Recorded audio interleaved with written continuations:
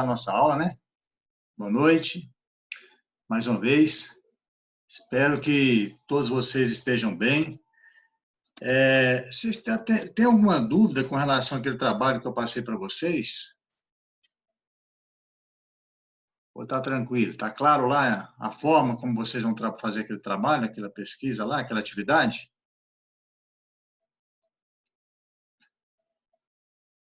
Alguém tem alguma dúvida ou não?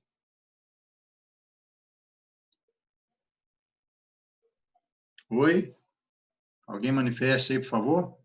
Repete de novo as instruções da atividade de novo, professor? Tá ok. Rapidamente, e depois a gente vai trocando uma ideia, porque é aquela atividade que vocês vão fazer, né? Eu até coloquei um prazo lá para vocês enviar para mim por e-mail, não foi isso? Sim. Deixei que vocês fizessem em grupo. Eu coloquei lá um tema e coloquei a questão. Então, o tema, o que que é? É justamente a questão do impacto com relação dessa questão do Estado, o envolvimento, a relação qual que é a relação do Estado, da sociedade de direito com a relação desse impacto em face aí, em decorrência dessa Covid-2019, né? Isso já é bem, a gente já está escutando bastante aí, muitas notícias no dia a dia, esse tempo todo, praticamente mais de 30 dias, né? Que nós estamos acompanhando. Então, eu quero que vocês façam uma correlação, né? E a atividade que eu passei para vocês vai ser essa atividade.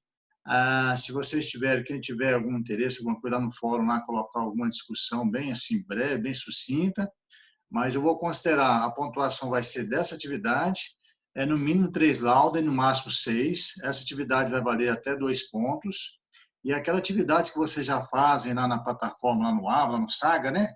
Aquela parte que é online, eu vou considerar um ponto, tá? Para quem fizer todas as atividades, dependendo se acertou ou não, mas se fizer cumprir todas as atividades, no final ele me dá lá uma pontuação, mas eu vou considerar até mais, vou considerar até um ponto. Porque nossa prova, nossa segunda VA, que vai ser do dia 18 ao dia 25, tá? Ela vai valer, então, 7 pontos. Então, essa pesquisa tranquila. Eu quero que vocês façam uma relação, ou seja, dentro da situação do momento agora, qual que é a interferência do Estado, né? O que o Estado está fazendo para controlar essa pandemia, né? O que o Estado está fazendo, qual que é a atuação do Estado de regular o comportamento do indivíduo na sociedade, né? Qual que é a relevância do Estado e essa intervenção dele, né? Enquanto Estado, enquanto exercendo seu poder, sua autonomia enquanto ente estatal, né? Então é isso que vocês colocam. Então na parte do Estado, na parte de desenvolvimento, vocês podem colocar, por exemplo, faz uma introdução, uma justificativa breve, né, da importância de pesquisar sobre esse tema. Aí vocês podem colocar a relação do Estado primeiro, depois faz uma outra parte, um outro tópico que é da sociedade, e, por fim, o direito, relacionando o direito com o Estado e a sociedade, né? O direito do Estado, o direito das pessoas, em face dessa situação, né? Então, foram várias situações, várias mudanças, né? Que interferiram no comportamento do indivíduo enquanto cidadão, enquanto pessoa, né? Dentro da sociedade, várias atuações do Estado no sentido de controlar essa pandemia, no sentido de controlar a própria atividade econômica do empresário, do comerciante, né? A própria interferência do Estado no sentido de criar regras trabalhistas para controlar isso também, regras trabalhistas, né? Regras tributárias, né? Você podendo suspender algumas situações, ou até postergar, prorrogar o pagamento de determinados tributos. Então, essas medidas, essas situações, tudo isso, nesse contexto que nós estamos vivenciando hoje, é o que vocês devem fazer uma leitura em noticiário, né? Pesquisar em vários sites aí de noticiário, né? Que vocês vão conseguir fazer um bom trabalho com relação a isso, tá bom? É isso que eu quero, é vocês fazerem essa correlação da participação do Estado agora, né, focado principalmente nessa causa, né, de calamidade pública, a sociedade, como que a sociedade pode colaborar, né, o que se envolveu na mudança de comportamento da sociedade. É lógico que houve muitas mudanças, né, em todo o mundo, não só aqui no Brasil, mas em todo o mundo. Vocês podem fazer uma breve exposição sobre isso. E o direito, né? Uma nação de direito. Então, o direito do Estado, o direito do indivíduo, da sociedade, né? Tá certo? Então, é isso, direito à vida, tá? Então, é isso que eu quero que vocês citem nessa pesquisa. Eu vou estar, na minha correção, né? Quando eu for fazer leitura, fazer essa avaliação dentro que vocês pesquisaram, tá bom? Lá qualquer dúvida, mais adiante na próxima aula também a gente pode estar conversando, vocês podem estar mandando alguma mensagem para mim, ok? Tudo bem? Ok? Beleza, professor. Então, tá bom. Então, vamos seguindo aí. Olha só, então, eu vou voltar naquela matéria que nós vimos, direito tributário, né? Vimos que direito administrativo é um ramo do direito público. Eu falei para vocês que direito tributário também é um ramo do direito público, né? Então, nós vamos estudar hoje direito tributário. Na próxima aula, falar um pouquinho sobre direito penal também, que é um ramo do direito público, né? Falar um pouco sobre direito civil, direito empresarial. Como eu falei para vocês, né? Não dá tempo de abordar todo o conteúdo, até porque no curso de Direito a gente não aprofunda não esgota, né, todo o estudo de uma disciplina como essa, mas o principal objetivo é passar para vocês as características, né, os pontos principais, principalmente na questão da legislação, né, que rege, que regula, né, que é estudado por esse ramo do direito, ok? Tá bom? Então, pois bem, vocês estão me ouvindo bem, né? Posso seguir? Posso seguir? Pode, professor. Ok. Tudo certo. Inclusive a professora Eda me ligou hoje, me convidou para, acho que segunda ou terça-feira, me gravar uma live lá na Evangélica, juntamente, não sei se é com ela, com outra pessoa, para falar um pouquinho sobre direito civil, né? E direitos e deveres civis e trabalhista também, tá? Tá divulgando isso aí depois, vocês podem ter a oportunidade de participar. Então, vamos lá. Olha só, o direito tributário é um ramo do direito público, por quê? Aquilo que eu falei na aula passada, né? É um ramo de direito público porque estuda, tem como principal objetivo de estudar a legislação tributária. E quando você fala em tributo, quando você fala em estudar a legislação tributária, você vê aí o papel do Estado, né? Você vê o Estado aí intervindo, o Estado, então, enquanto poder soberano, o Estado, então, como um ente federativo, né?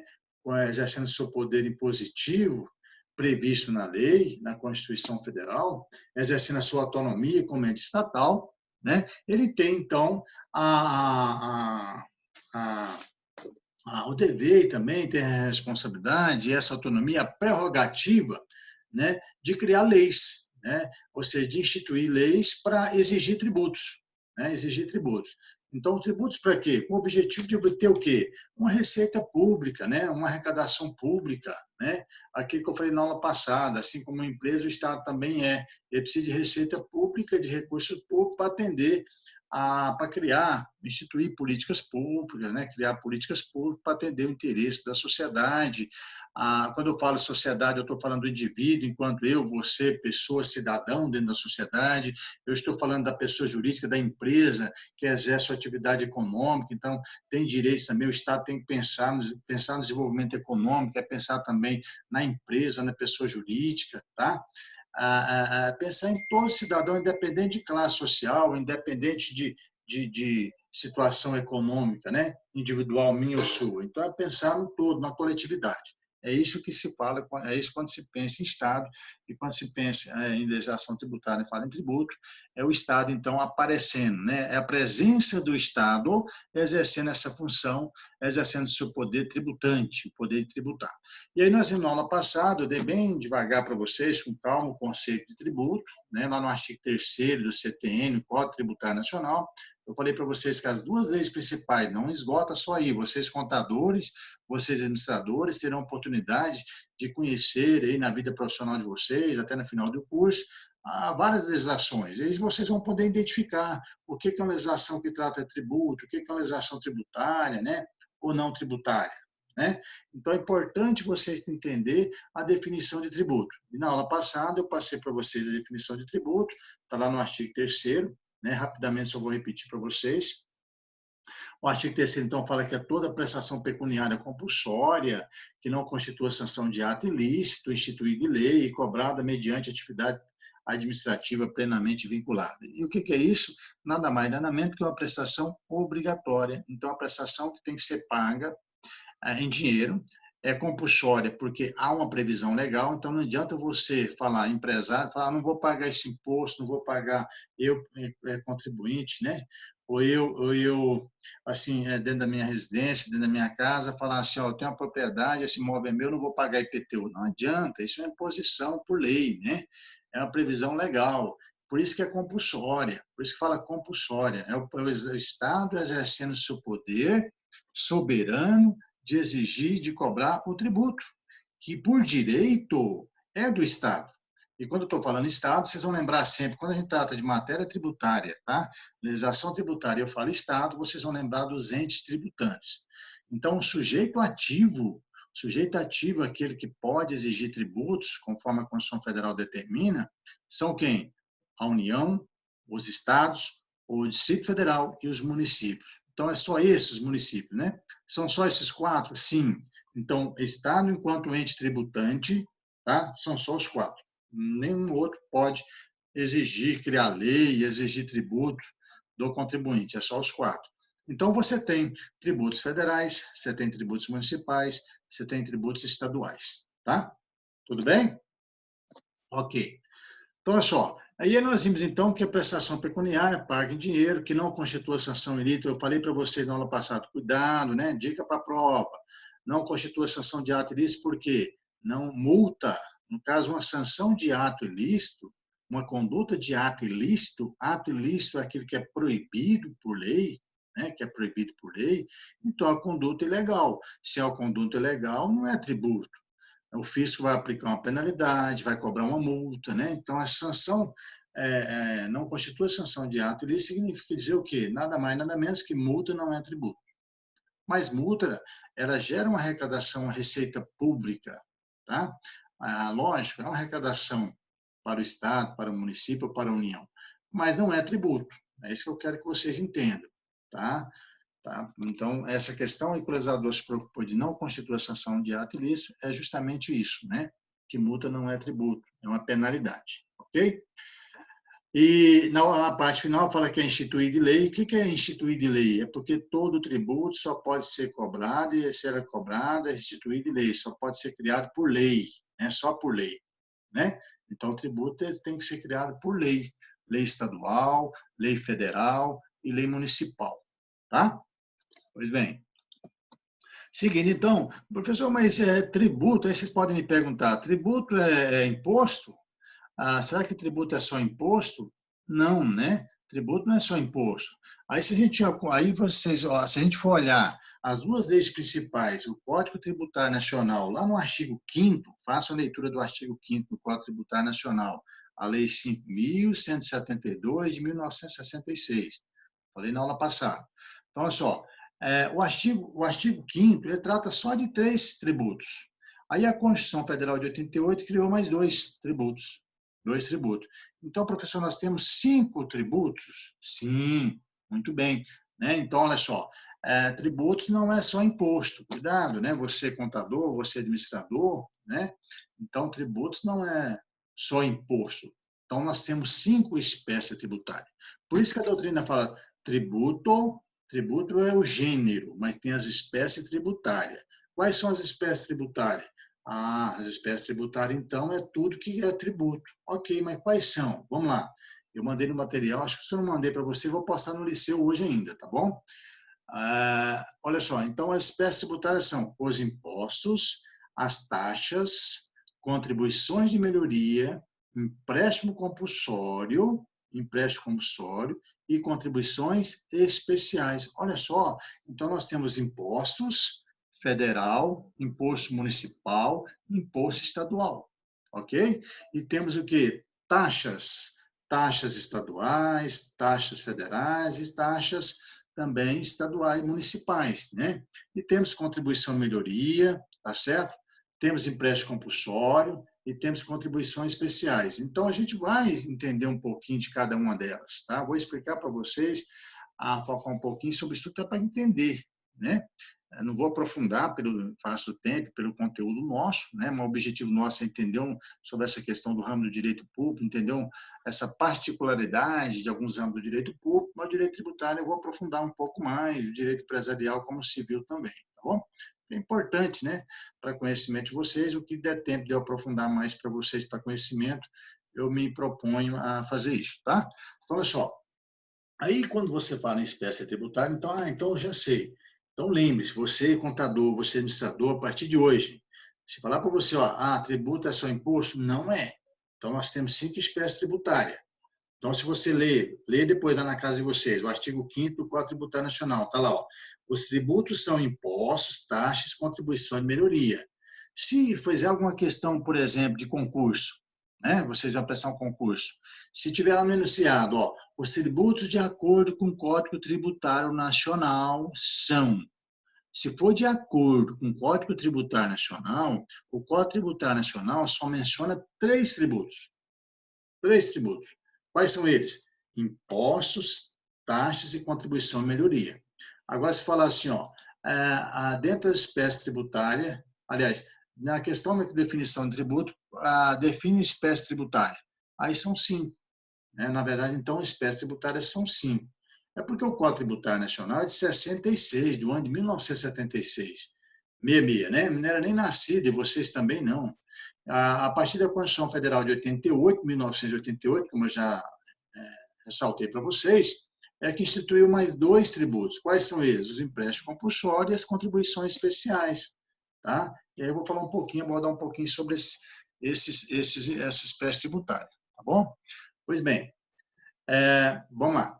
E aí você tem os impostos, você tem as taxas, por exemplo, o empréstimo compulsório. Dentre essas 5 espécies tributárias, pessoal, o que hoje é vigente, tá? Os entes federados, os entes políticos, no caso aqueles 4, União, Estado, Distrito Federal e município, podem exigir do contribuinte hoje, porque tem lei, né, já foram instituídos por lei, tá? São o quê? São os 4. Imposto, taxa, contribuição melhoria e contribuições especiais. Tá? E empréstimo compulsório, por que não, professor? Porque o empréstimo compulsório está lá na Constituição Federal, que dá autonomia, né, para os entes federados, no caso da União, somente a União poderá exigir, no caso, criar, né, por meio de lei, o empréstimo compulsório. Né? Porque o empréstimo compulsório é para atender uma situação de calamidade pública, tá? Uma situação iminente de guerra, né? Uma situação extraordinária de iminência, até uma guerra já declarada. Professor, então a situação que a gente está vivendo hoje, que já foi decretado pelo Congresso Nacional, que nós vivemos num estado de calamidade pública, a União, então, ela pode instituir o empréstimo compulsório? Beleza, muito bem, pode. Então, veja bem, diante da situação de estar exigindo do Estado, né, desembolsar recurso público, né, para os estados, para os municípios, eu estou falando nível de União, tá? Já está falando em milhões, cifra de milhões, podendo chegar até bilhões aí, né? Para atender uma situação que decretada, reconhecida pelo nosso Estado, que nós vivemos hoje uma situação de calamidade pública. Então, assim, não assustem vocês que amanhã ou depois não possa, então, instituir o empréstimo compulsório. Quem vai pagar? Não sei, nem você vai saber. Por quê? Porque não tem ainda uma lei que define como que vai ser o fato gerador. Vai cobrar de quem? Né? De que forma as pessoas vão pagar o empréstimo compulsório? Não sabemos. Então, mas podem sim. Inclusive, no Congresso Nacional, está sendo já discutido lá, debatido, a possibilidade de criar o IGF, que também está na Constituição Federal. O IGF é o Imposto sobre Grandes Fortunas. Mas que grande fortuna é essa? Nós não sabemos, porque não tem uma lei, né, que define quem vai pagar, de que forma vai pagar, vai cobrar de quem, tá certo? Tudo bem? Então, lembre-se, empréstimo compulsório de competência da União, o Estado, o município pode cobrar empréstimo compulsório. A Constituição Federal dá essa competência, autonomia para a União de instituir empréstimo compulsório por força de calamidade pública. E lembre-se que essa situação agora, no Brasil hoje, pode sim, tá? Uma situação aí de medida, de urgência, né? Para atender recursos públicos, né? Para atender as políticas públicas em face dessa pandemia, que só está deixando cada vez mais a sociedade mais assustada, mais preocupada, que parece que nós estamos no pico, né? Acho que nem chegou no pico ainda, né? Está chegando no pico agora. Há vários estados sofrendo com isso, né? Então, assim, é preocupante, sim. Aí o Estado, se precisar de mais arrecadação tributária, pode esperar aí que talvez pode surgir. Ou o IGF para grandes fortunas, que aí não entra nós, né? Nós não temos patrimônio e renda, assim, para entrar nessa grande fortuna, mas tem que definir o que é grande fortuna. Mas, com certeza, o empréstimo compulsório, todos podem ter que pagar. Tá? Toda a sociedade, dependendo da renda, né, vai ter que pagar o empréstimo compulsório. Bom, tudo bem, pessoal? Tá me ouvindo bem? Estão me ouvindo bem? Tá claro aí a explicação? Sim, senhor. Ótimo, muito bem. Muito. Muito bem. Então, olha só, é uma situação que a gente vai estar acompanhando aí a questão do empréstimo compulsório, tá? Tudo bem, então, olha só, aí quando se fala, então, como eu falei em espécie tributária, e eu falei que os 4 entes tributantes, as que podem exigir tributo, que tem autonomia, prerrogativa, onde é que está isso? Na Constituição Federal de 88, lembra que eu falei para vocês? Por isso que a lei maior, né? A Carta Magna, então, ela estabelece a competência, ela dá autonomia para os entes, então, federativos, cobrar o quê? Exigir, legislar e exigir seu próprio imposto, sua própria taxa, contribuição melhoria também, tá? Mas nós vamos entender um pouquinho de cada uma delas, tá? Então, olha só, aí quando se fala em autonomia prerrogativa, eu estou falando de quê? De competência tributária. Então, competência tributária é isso que eu expliquei agora. É autonomia, quando falou competência tributária, ou seja, qual ente, então, que tem competente de exigir tributo? Os 4 que nós já conhecemos, União, Estados, Distrito Federal e município. Pois bem? Ok, ó. Então, a competência tributária, está no material que eu vou mandar para vocês, significa dizer o quê? Isso que eu já expliquei. É a autonomia prevista na Constituição Federal que dá esse poder esse poder impositivo, esse poder soberano aos entes federativos, aos entes tributantes, de exigir tributos, né? Por meio de lei. Por isso que é compulsória, né? Lá no conceito lá, é compulsória, compulsorialidade do tributo. Alguns doutrinadores falam que a cobrança de tributo é um constrangimento legal. Né? Eu concordo, porque constrangimento legal, porque é uma situação que uma pessoa quer pagar tributo. Já imaginou se pagamento de tributo fosse facultativo, não fosse obrigatório? Quem de vocês ia pagar tributo? Né? Ninguém. Se fosse facultativo, pudesse optar, ninguém ia pagar, iria pagar. Mas não pagando tributo, o Estado não teria receita, e aí? Quem que administrar? Né? Quem que oferecer saúde, educação pública, saúde pública, mesmo que não 100%, mas que atende, né? Quem quer cuidar da segurança pública, né? Como que ia ter receita, né? Para pagar aí para manter toda essa máquina, essa estrutura pública. Não teria condição, né? Seria inviável. Por isso que é importante, é necessário, né? Essa arrecadação é uma das arrecadações que compõe a receita pública do Estado para atender essas finalidades. Para atender essas finalidades, ok? Ok. Então, olha só. E aí, continuando, então, competência tributária é isso, né? É a autonomia constitucional dos entes federativos para exigir imposto de sua competência. E aí nós temos os impostos, pessoal. Quais são os impostos, né? Nós temos impostos federais, impostos estaduais, impostos municipais. Então, assim, só para vocês conhecerem, está lá no material, mas eu vou falar rapidamente, o que tem maior arrecadação de impostos, ou seja, o que tem maior competência, autonomia de exigir impostos, os impostos, é a União. É a União. Por quê? No estado de Goiás, ou seja, todos os estados da República Federativa do Brasil, eles têm competência, então, de legislar e exigir 3 impostos, assim como também os municípios. Já a União não, a União tem mais impostos, né? Então, rapidamente, eu vou ler para vocês quais são, depois vocês vão estudar isso aí, tá? No material que eu vou mandar e façam a leitura depois.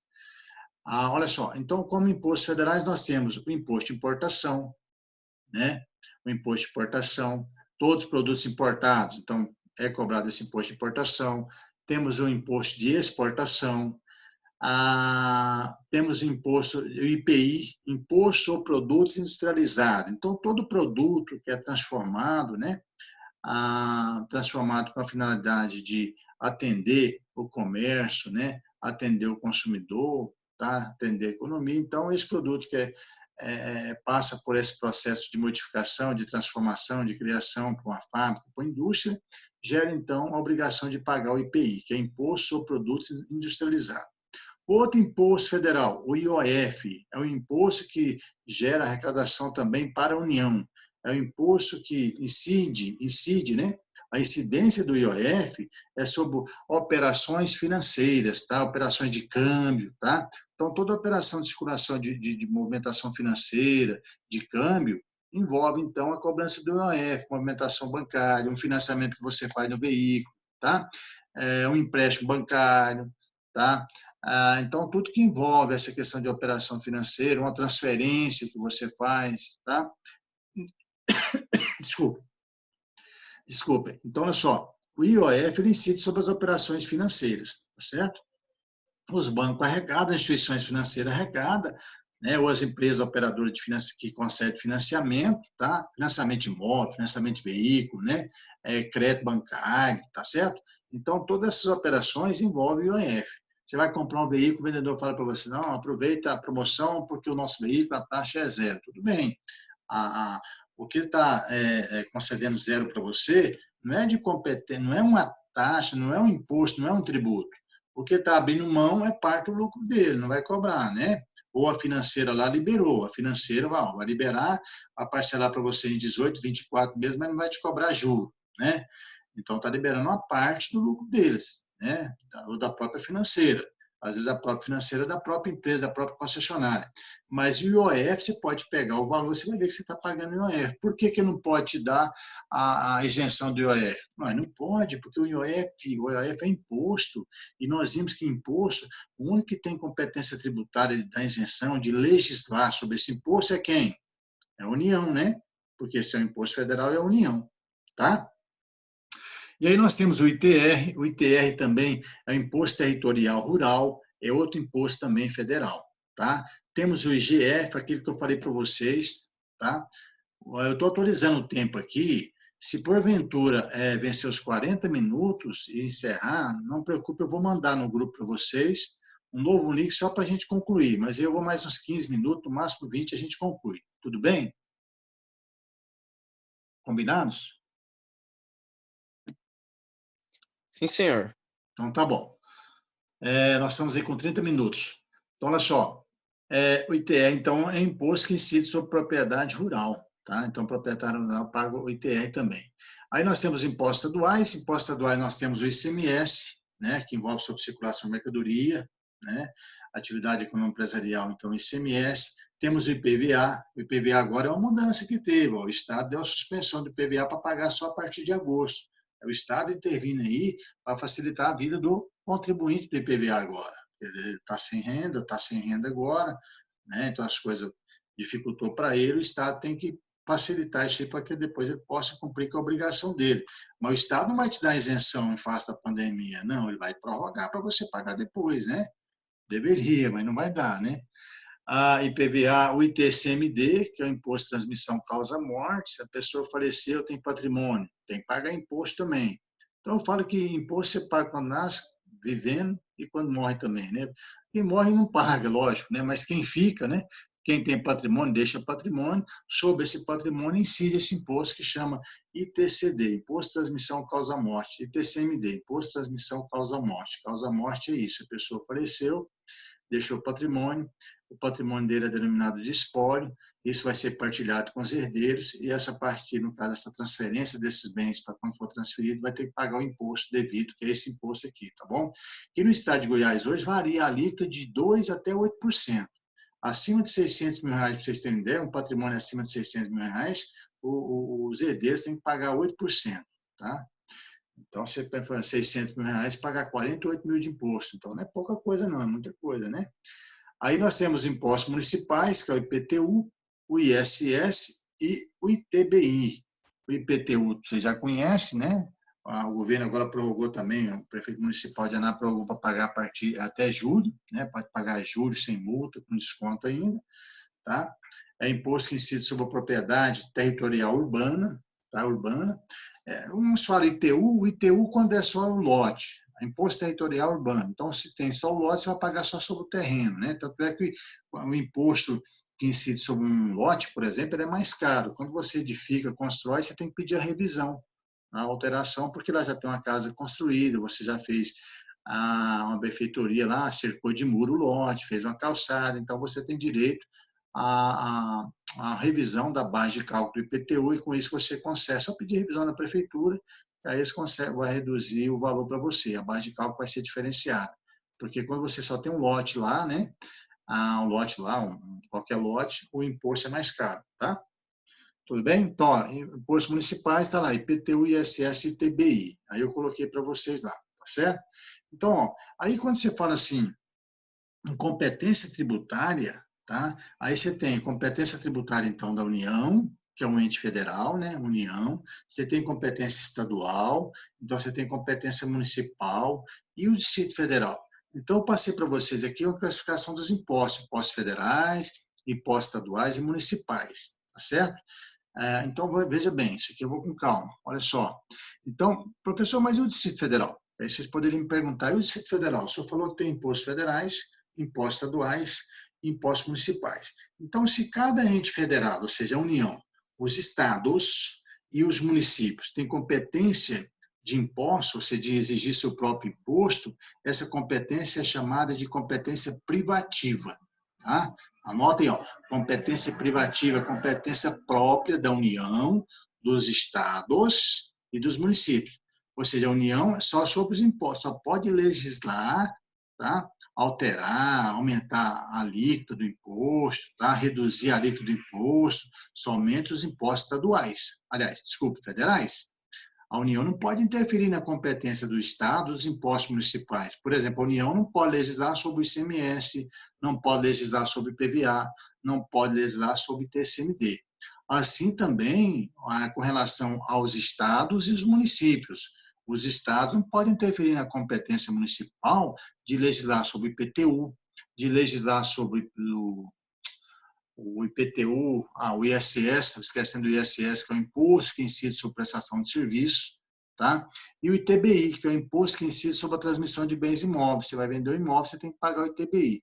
Né? Você, amanhã, contador, com certeza vai ter que pagar o ISS. Você, administrador, né, um consultor, montar um escritório de consultoria e prestar algum serviço para alguma empresa, você vai ter que pagar o ISS. Tá? Então, ou seja, só para vocês entenderem a questão da competência tributária privativa de cada ente federado. Aí, voltando à pergunta, né? Aquela questão. E o Distrito Federal? O Distrito Federal, pessoal, ele tem uma competência mista, é chamado também de competência cumulativa. Por quê, professor? Porque o Distrito Federal ele pode exigir tanto os impostos estaduais como os impostos municipais. Então o Distrito Federal pode exigir IPTU? Pode. Ele pode exigir, pode, não deve, ele vai exigir ISS? Vai, dos contribuintes que prestam serviço ali no Distrito Federal? Vai. E TBI sobre os imóveis que estão sendo vendidos, né, transferida a propriedade ali no Distrito Federal? Sim, pode sim, né, deve sim. Então, ele tem uma competência mista ou cumulativa, tá? Porque o Distrito Federal, vocês entendem e conhecem muito bem, ele é dividido, né, ele é constituído e dividido ali por município, né? Então, são as cidades satélites ali que compõem o Distrito Federal. Né? Então, por exemplo, ali você tem Taguatinga, você tem Núcleo Bandeirantes, você tem Gama, mas cada uma dessas cidades satélites não é município, né? Faz parte do Distrito Federal. Então, a situação diferenciada dos estados e municípios. Por isso, tanto é que não tem prefeito em Taguatinga, não tem prefeito, tem um administrador que representa o governo. E no Distrito Federal não tem eleição municipal, não tem eleição para vereador. Por exemplo, esse ano é para ter eleição para prefeito e vereador, não é? O Distrito Federal não tem. O Distrito Federal só tem eleição para governador, que é o governador distrital, e para deputados distritais. Tá? Então, lá não tem vereador, porque não tem município. É o Distrito Federal, né? Onde ali foi instituído, escolhido, na época do governo Juscelino Kubitschek, né? Para ser o Distrito Federal, onde ali seria instalada a capital do Brasil, que é Brasília. Tá? Por isso que tem essa diferença dos estados. Por isso que se fala, o Estados, membro do Brasil, a República Federativa do Brasil é composto por tantos 26, 27 estados, 26 estados membros, mais os 26 ou 27, salvo engano, estados membros, mais o Distrito Federal. Né? Então, ou seja, é uma situação que tem uma característica diferenciada. Por isso que o Distrito Federal ele pode exigir tanto os impostos estaduais, ICMS e PVA dos veículos licenciados no Distrito Federal, tá? Como o TCMD, como o IPTU, como o ITBI, como o ISS, ok? Então, isso é competência que a gente chama de competência cumulativa ou competência mista. Tá claro aí? Tá agora tudo bem? Ok, né? Então, olha só. Então, essa é a diferença do Distrito Federal. Tá? Então, ele pode exigir os impostos estaduais e pode exigir também os mesmos impostos municipais. Tá? E aqui nós estamos falando de impostos. Eu estou dando uma classificação para vocês de impostos. É lógico que o custo contábil, a administração também tem uma disciplina de direito empresarial, acho que fala um pouco dos impostos também, acho que fala um pouco da questão tributária. A contabilidade tem uma disciplina específica, que é direito tributário no quarto período, que vai aprofundar o estudo de cada imposto. Né? Nesse momento aqui, nessa disciplina, dentro do conteúdo programático, não dá para a gente aprofundar no estudo dos impostos, né? Porque é também mais complexo, né? Tem um contexto mais assim condensado, então precisaria mais dias, né? Mais tempo para a gente estudar. Por isso que tem uma disciplina específica para isso. Mas já dá para vocês terem uma clareza, né? Um conhecimento com relação à classificação dos impostos, né? Então, quando eu falar na prova, e aqui nessa matéria é tão relevante como direito público, que eu vou colocar na prova, deve cair umas 2, 3 questões só dessa matéria aqui, tá? É uma matéria bem interessante, porque envolve principalmente essa competência, né, do Estado de exigir do contribuinte. Quando fala quem quer, aí você pensa, ó, sujeito ativo e sujeito passivo, né? Vamos pensar, quem que é o sujeito ativo? Lembre-se, em matéria tributária, sujeito ativo são os entes tributantes, é aquele que pode exigir o tributo, o imposto. Tá? Os tributos no geral, aqueles 5. Só que cada um tem sua competência particular que eu expliquei, né? Que tem essa segregação, essa divisão de competência. A União tem lá seus impostos, os estados têm seus impostos, e assim como os municípios e o Distrito Federal. Nenhum pode interferir na competência do outro. Para legislar, não, nenhum pode dar isenção tributária, tá? Nenhum pode majorar líquido de imposto que não seja da sua própria competência.